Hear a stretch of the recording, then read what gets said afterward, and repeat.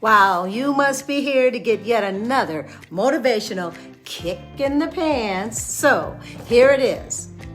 If your mind is idling in neutral, seek the initiative to shift it into high gear. When your mind seems to be idling, is that the same thing as procrastination?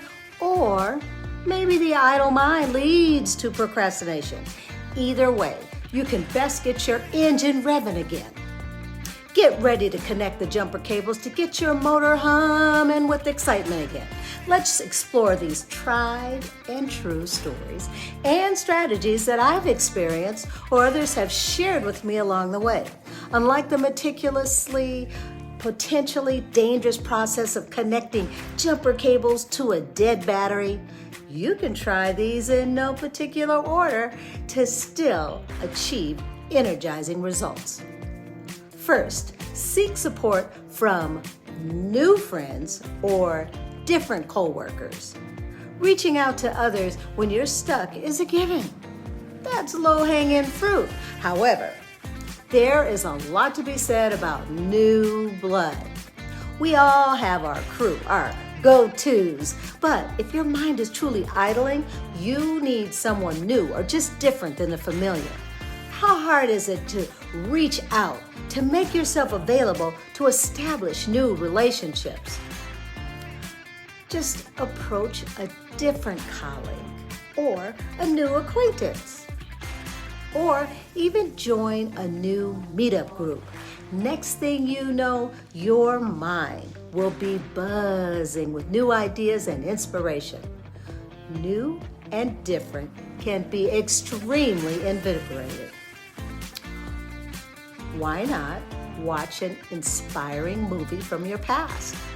Fortunately, we now exist in a world where we can literally tell our devices to play any movie or series from any streaming platform to which we have subscribed.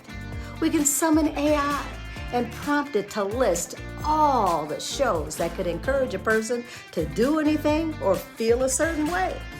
We just watched Jaws in honor of its 50th anniversary, and boy, did that get my creative juices flowing.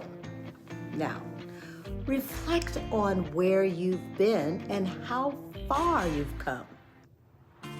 How often do you remain idle because you feel that you don't have what it takes to be successful? Now, I want to tell you, imposter syndrome is real and could have an entire chapter devoted on just that. However, one of the first steps towards overcoming this feeling is to look back on your accomplishments. Immediately, I conjure up the Adam Sandler's iconic phrase from The Waterboy, "Who can do it?" It's silly, but true. Reminding yourself of what you have already proven yourself to be capable of can go a long ways towards activating your forward motion. And finally, have a passion parade. Why not start a meetup of your own, inviting people that you know who will invite others that they know to come together to share what they are most passionate about and talk about how their passions developed. It is another great way to network and possibly spark the creativity needed to discover what truly brings you joy.